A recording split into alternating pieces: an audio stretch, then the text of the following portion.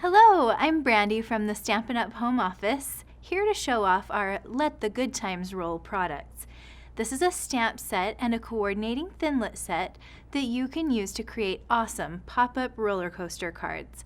Let's check one out.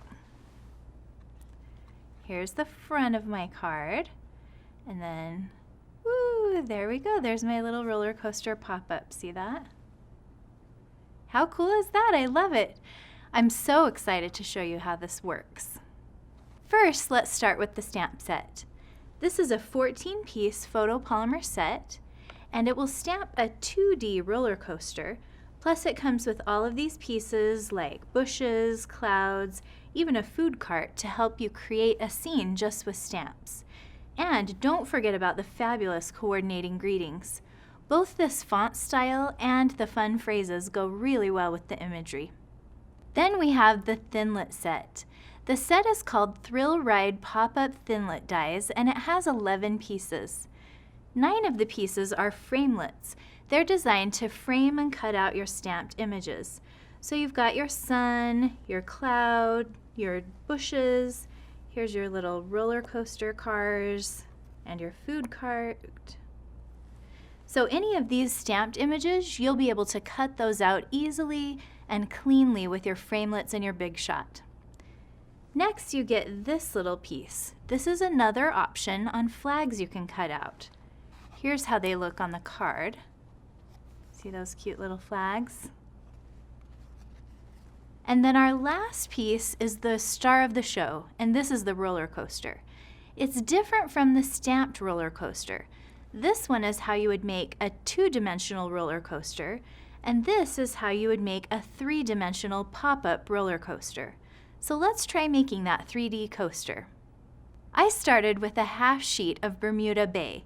This is just the right size to become a standard card base. And now I can fold it right in half just using my bone folder.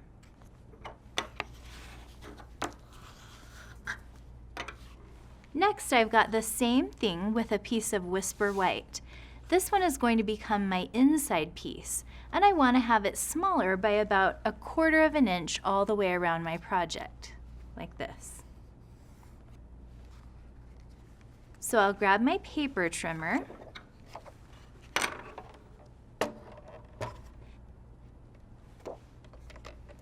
and I'm just going to shave off a 1/2 inch in each direction.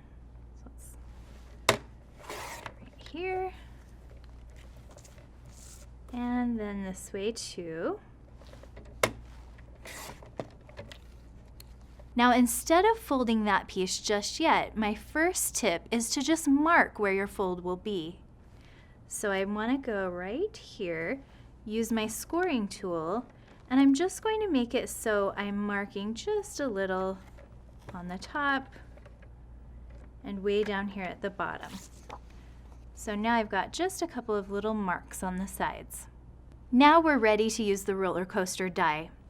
What you'll do is take the die, and you've got some little see-through holes right here, and that's where your fold marks are going to go. So I can just line this up. I can see side to side it's approximately centered, and across my line I can see I've lined up with my little fold marks. When you use this die, you'll definitely want the precision base plate for best results. I'll use my platform, my thin die adapter, then my precision base plate, and then my project. Get that all lined up. And then you'll want a clear cutting pad right on top. And this is how you'll roll it through the Big Shot. When you pull it out of your Big Shot, this is the piece you'll have. So now you can see my little scored parts. That is perfect. And the front of my coaster is going to pop up down here along the base. And the die will score it, but I want that really reinforced. So I'm going to grab my ruler and a bone folder and just run it across there. Not all the way across, just across the front of the coaster here. And then I can start to fold the coaster up.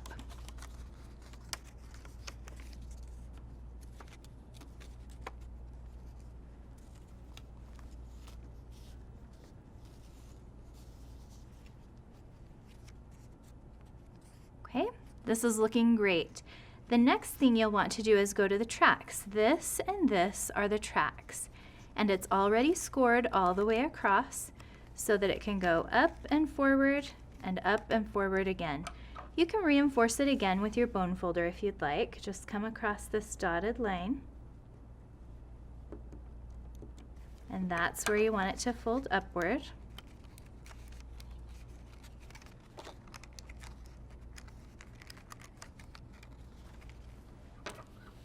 And then right across the front of the track.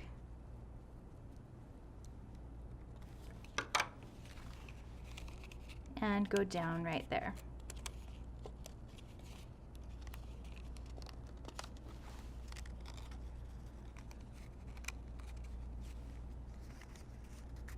You'll repeat the same thing on this track too. So you'll work those fold lines just a little, and as soon as you have all the lines folded, it'll look like this. Now your goal is to make it so that these tracks fold upward when your card is closed. And I've now got it pretty much there. Now we're ready to attach this piece into the card. So I've got my card base here, and here's my pop-up. All I have to do now is line up those two folds. That's where the card closes. And I'll just bump that tight in there and adhere this bottom part. Just like that. Now that one's in place and I can flip to the top. Make sure you use a nice strong adhesive for this part.